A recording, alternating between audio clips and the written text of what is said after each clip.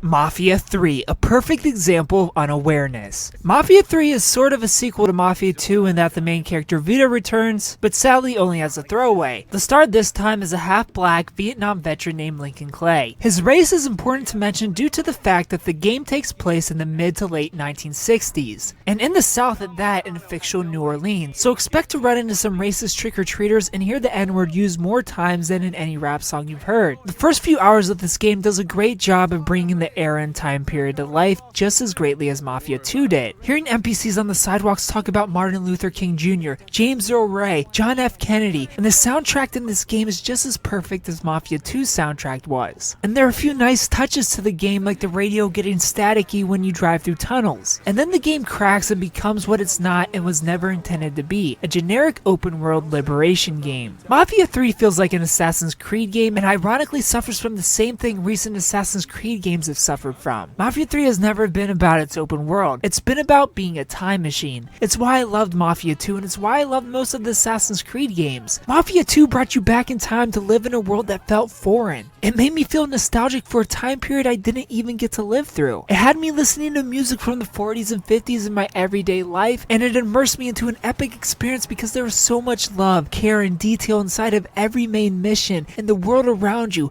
It all felt handcrafted. Mafia 3 shifted its focus from being an experience to being a video game the moment it opens up. And this is where its cracks start to show. The game structure is the same throughout. You're tasked with doing monetary damage to a quote-unquote business. Each business is different, but despite this, you do the same thing over and over and over for 20 hours. Interrogate a target, they tell you where the product is, you destroy the product, kill some targets, and get an underboss to come out from hiding. Kill him, rinse and repeat. Once an underboss is killed, you can give the section of the city to one of your underbosses for an added perk. Careful to keep all three happy so they don't turn on you. You have to do this twice in each section to get the main boss to come out. And this mission to kill the top boss in each city's sections are the greatest moments in the entire game. So many epic and memorable levels to experience here. And the fact that they make up less than half of the game is completely unacceptable. This doing damage to bring out the underbosses and killing them to bring out the main boss is a great idea. I had no issue with this formula being used from start to finish. What I do take issue with is the fact that the structure of these missions don't change. Every last story mission should be as fleshed out as the kill whoever missions, which again are great points in the game. But especially after experiencing Witcher 3, there's no excuse for your main missions in an open world to not even have half the heart Witcher's side missions do, let alone its main campaign missions. Sure, make me do damage to bring them out, but make each mini boss at the very least its own handcrafted experience and story like the main bosses are, especially considering they're required for story progression. If that means the story goes from 20 hours to 12, I'm happy. A 12-hour masterpiece is worth more to me than 20 hours of the same thing beat by beat. The actual gameplay itself I felt is a bit imbalanced and inconsistent. The guns in this game take far too long to reload for the amount of enemies you have to deal with. Sure, you can call in for help during missions, but it hardly ever matters. You constantly get surrounded, so cover doesn't really matter, and even if it did, the cover system is super awkward, leading you to pop right up trying to switch from cover to cover. And on top of this, enemies felt like bullet sponges, so you'd run out of a clip while dealing with 3 or 4 at a time, and while you reload it, it's over for you. Even on the game's easiest difficulty, I felt it was too easy to die considering the circumstances. And for some reason, the main target in these missions takes damage like a tank, throwing the feel of the entire game away every time you encounter one. You could also stealth around and take out enemies ninja style if you'd like,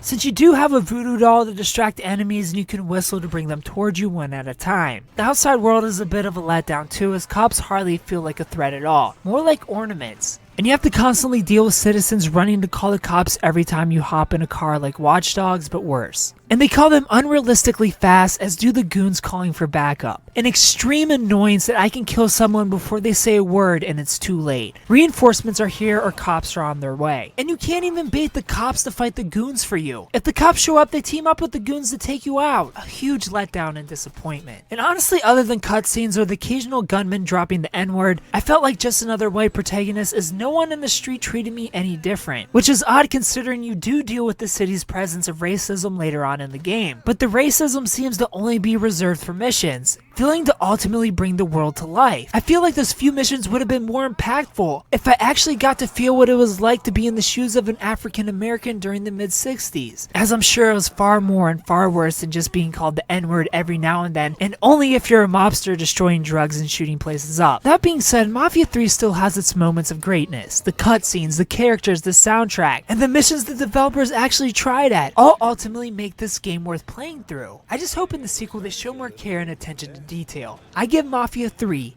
an 8 out of 10. If you played Mafia 3, tell me what you thought about it down in the comment section below. If you haven't played it, tell me if you plan on picking it up. Thumbs up, like the video, subscribe if you're new to the channel, and tune in Monday for First Impressions, where you find out what game we're playing next. Thanks for watching.